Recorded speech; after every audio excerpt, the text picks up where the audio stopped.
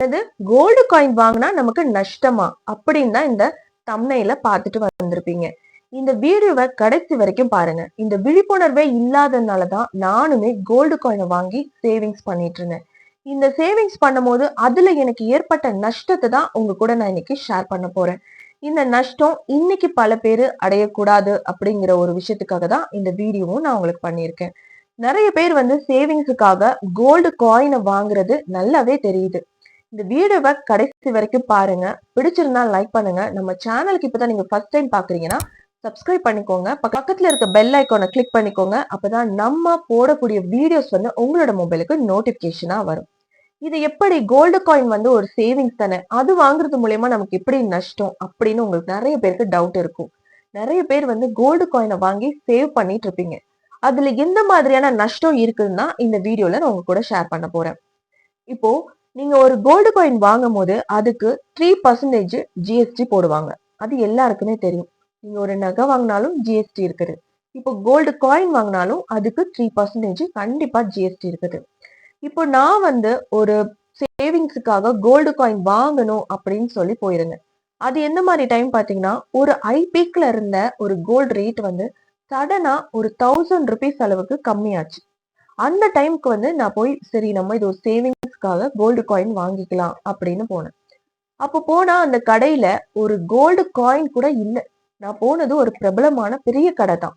அந்த கடையில gold coin 1 gram மட்டும்தான் இருக்கு மேடம் இப்போதைக்கு. 8 கிராம்ஸ்க்கெல்லாம் இல்ல.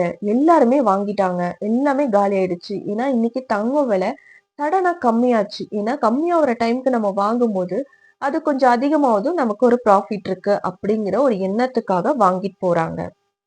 சரி, நமக்கு கிடைச்சது அந்த 1 கிராம் கோல்ட் காயின் தானு நான் வாங்க போனேன். அப்ப எனக்கு சில டவுட்ஸ் இருந்தது. நான் கேட்டேன், நான் இந்த 1 கிராம் கோல்டு காயின் நான் வாங்குறேன். இதை நான் வாங்கி வச்சுட்டு இன்னும் ஒரு 1 மந்த்துக்கு அப்புறம் இதனோட ஏதோ ஒரு பிரச்சனைக்காக எனக்கு பண தேவைக்காக நான் உங்ககிட்ட கொடுக்குறேன். உங்ககிட்டயே கொடுக்குறேன். அதை எனக்கு நீங்க எடுத்துப்பீங்களா அப்படின்னு கேட்டேன். அப்போ சொன்னாங்க, கண்டிப்பா எடுத்துப்போம் அப்படின்னு சொன்னாங்க. அப்போ நம்ம கண்டிப்பா எடுத்துப்பாங்க. எப்படி? அதே கோல்ட் ரேட்டுக்கு அன்னைக்கு என்ன ரேட்டோ அந்த ரேட்டுக்கே அவங்க எடுத்துப்பாங்க.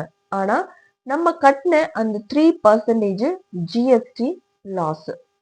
சரி, ஓகே. நம்ம இப்போ 1 லேக்குக்கு கோல்டு காயின் வாங்கியிருக்கோம்னா அதுல 3% ஜிஎஸ்டினா 3000 ருபீஸ் நமக்கு அதுல ஒரு லாஸ் ஆயிடுது.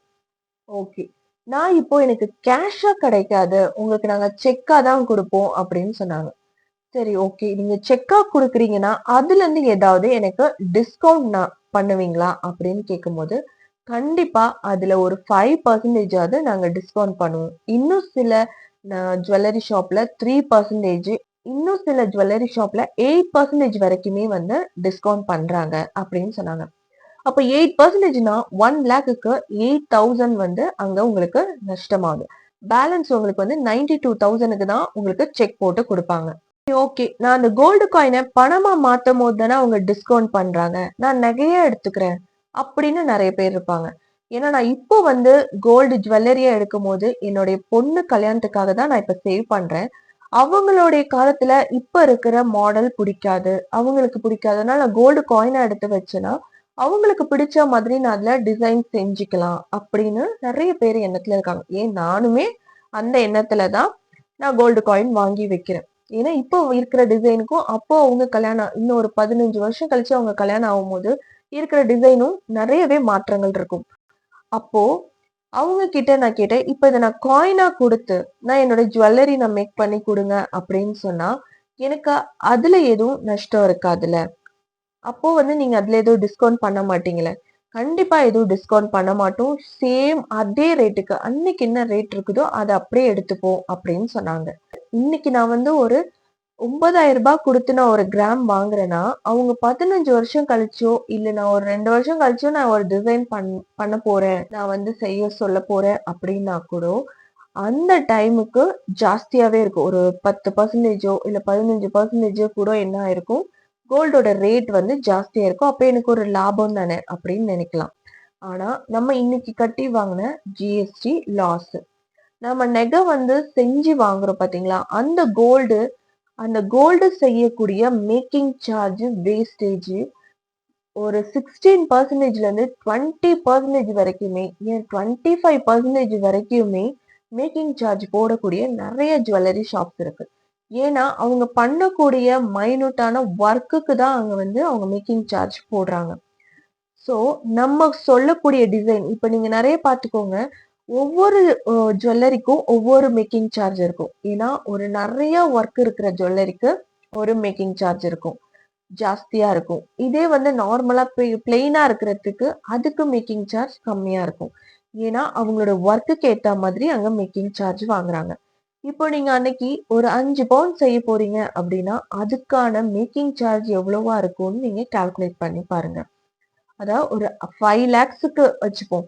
5 லேக்ஸுக்கு வாங்குறீங்கன்னா 5 லேக்ஸ்க்கு ஒரு 20,000 உங்களுக்கு மேக்கிங் சார்ஜ் போட்டாங்கன்னா அதுல எவ்வளவு பெரிய லாஸ். அப்போ அதுக்கும் உங்களுக்கு வந்து என்ன பண்ணுவாங்க, ஜிஎஸ்டி போடுவாங்க.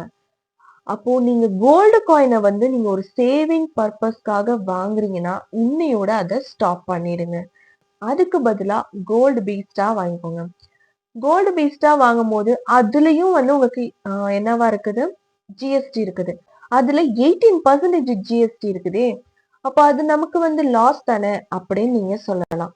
அதுல 18% ஜிஎஸ்டி இருக்கிறதுக்கு அதோடைய இப்ப நீங்க 1 லேக்குக்கு வாங்குறீங்கன்னா அதுக்கான ஜிஎஸ்டி அமௌண்ட் கட்ட போறது இல்ல. அதோடைய புரோக்கரேஜ் சார்ஜ் தான் உங்களுக்கு அதை ஜிஎஸ்டியா கன்வெர்ட் பண்ணுவாங்க. இப்போ அதுக்கு வந்து ஒரு 100 ரூபாயில இருந்து 80 ரூபா அப்படின்னு ஏதோ சொல்றாங்க. அது எனக்கு கிளியரா தெரியல. அதுக்கேத்த ஜிஎஸ்டி தான் போடுவாங்களாம். அதுக்கான ஒரு 18% ஜிஎஸ்டி தான் போடுவாங்க. அப்ப நமக்கு வந்து கம்மி. உங்களுக்கு வந்து கோல்டு நீங்க சேவ் பண்ணும் ஒரு சேவிங்ஸ் பர்பஸ்க்காக நீங்க பண்றீங்கன்னா கோல்டு பேஸ்ட் பண்ணலாம். இன்னைக்கு நீங்க ஜுவல்லரியா வாங்கணும்னு நீங்க நினைக்கிறீங்கன்னா அது வந்து நீங்க சீட்டு போட்டு வாங்கலாம். ஏன்னா சீட்டு போட்டு வாங்குறது வந்து சீட்டு ஸ்கீம்ல வந்து 0% மேக்கிங் சார்ஜ்ல இருக்குது. இந்த மாதிரி இருக்கும்போது உங்களுக்கு வந்து அந்த பர்சன்டேஜ் வந்து ஜிஎஸ்டி பர்சன்டேஜ் மட்டும்தான் நீங்க வந்து பே பண்ற மாதிரி இருக்கும். ஸோ பெஸ்ட் வந்து நீங்க வந்து சீட்டு போட்டு வாங்கலாம். இப்போ உங்களுக்கு இந்த சீட்டை பத்தி கிளியரா உங்களுக்கு டீட்டெயில்ஸ் தெரியணும் அப்படின்னா எனக்கு கமெண்ட் பாக்ஸ்ல எஸ்ன்னு இல்ல எனக்கு சீட்டு ஸ்கீம்ஸ் டீட்டெயில்ஸ் அப்படின்னு கமெண்ட் பண்ணுங்க. உங்களுக்கு நெக்ஸ்ட் வீடியோ நான் உங்களுக்கு அதை வந்து கிளியரா நான் உங்களுக்கு போடுறேன். இந்த வீடியோ பிடிச்சிருக்கும்னு நினைக்கிறேன். பிடிச்சிருந்தா உங்க ஃப்ரெண்ட்ஸுக்கு, அதாவது இந்த கோல்டு காயின் வாங்கி சேவ் பண்ணிட்டு இருக்க உங்க ஃப்ரெண்ட்ஸ் அண்ட் ஃபேமிலிக்கு ஷேர் பண்ணுங்க. நம்ம சேனலை நீங்க மறக்காம சப்ஸ்கிரைப் பண்ணிக்கோங்க. முதலீடே இல்லாம ஹவுஸ் ஒய்ஃப் வந்து வீட்ல இருந்து எப்படி சம்பாதிக்கலாம் அப்படிங்கிற வீடியோட லிங்கை நான் ஃபர்ஸ்ட் கமெண்ட்ல பின் பண்ணியிருக்கேன். உங்களோட ஃப்ரீ டைம்ல அதை கண்டிப்பா செக் பண்ணி பாருங்க.